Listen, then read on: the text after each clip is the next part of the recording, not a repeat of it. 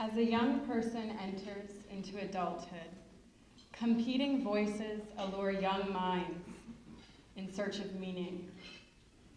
An encounter with John Evans, whose life reflects St. Augustine's realization, "You have made us for yourself, O Lord, and our hearts are restless until they rest in you," is an encounter with truth, a compass to guide the young of restless hearts to rest in truth. Dr. Bill Creasy encountered Dr. Evans on the campus of ASU many years ago. Today, he is the executive director and founder of Logos Ministries and will be honoring John.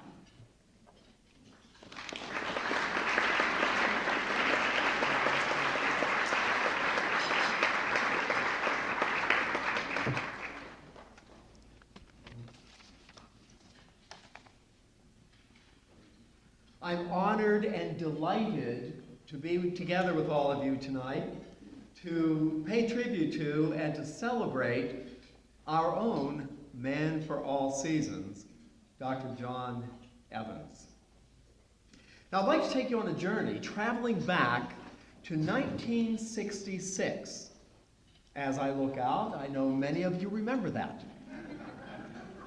In 1966, A Man for All Seasons, starring Paul Scofield as St. Thomas More, won 4 Oscars. 1 for Best Picture, 2 for Best Director, 3 for Best Actor, and 4 for Best Cinematography. At the very same time, the Righteous Brothers, You're My Soul and My Highest Inspiration, topped the charts along with the Mamas and the Papas, California Dreaming, and Barry Sadler's Ballad of the Green Berets. And I was graduating from high school.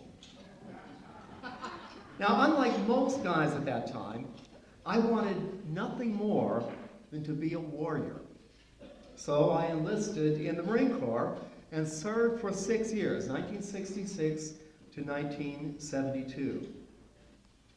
Those were tumultuous times, and the Marine Corps was the defining event of my life. Now, I had been a blue-collar kid from the steel mills in Pittsburgh. No one in my family ever went to college. My father only went to 9th grade. But when I left the Marine Corps, I wanted to go to college. And since, at the time, I was stationed at the Marine Corps Air Station in Yuma, Arizona, I applied to Arizona State University.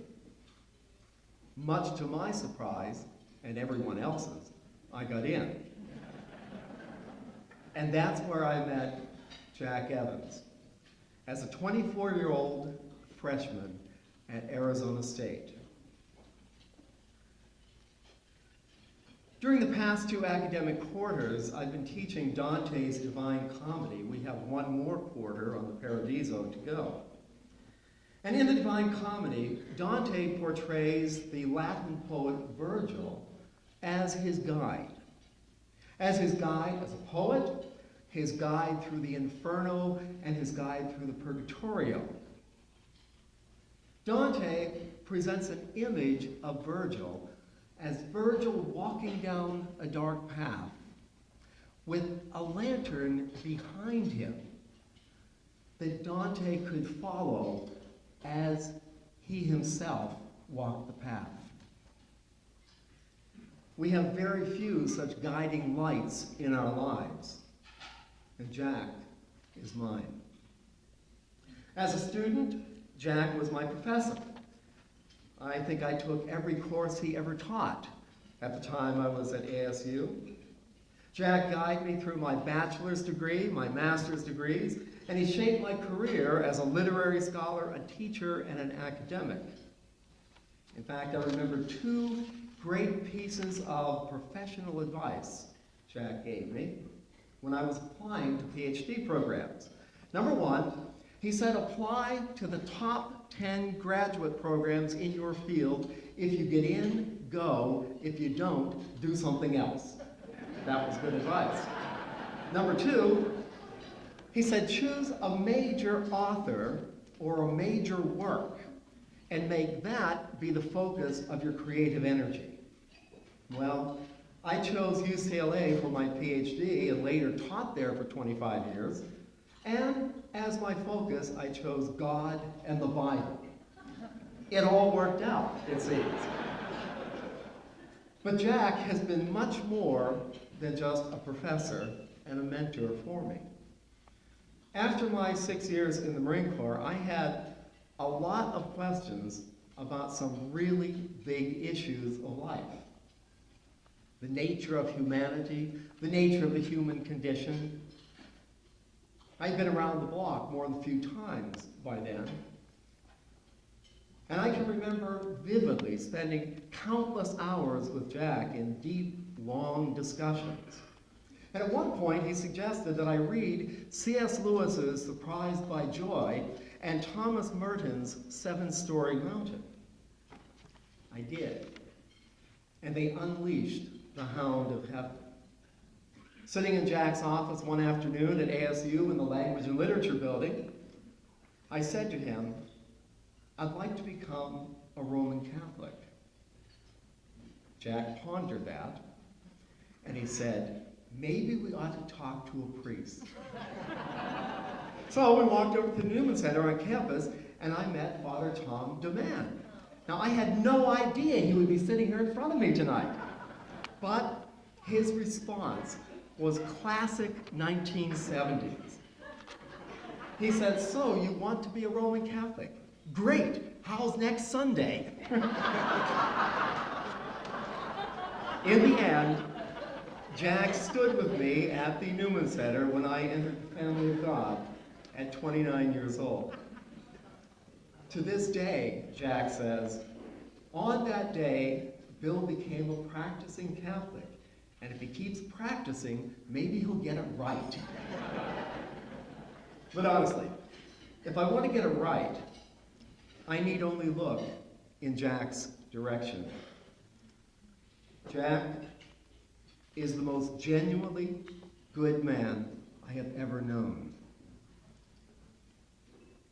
Jack has carried that lantern behind him. He has walked down the path of the light of Christ with his own lantern behind him, that I and many of you might follow in his path. In the end, if I become half the man that Jack Evans is, I'll be very happy indeed. In 1164, St. Alred of Rievaulx, in his book on spiritual friendship, wrote, "A friend loves always." And at a particularly difficult time in my life, a time, as Dante said, when I found myself lost in a dark wood, Jack said to me, "A friend is someone who has known you for 40 years and loves you anyhow." Well, here it is, 40 years later. And I'm blessed to be here with all of you tonight to honor my teacher, my mentor, and my friend, Jack Evans. Truly a man for all seasons. Thank you.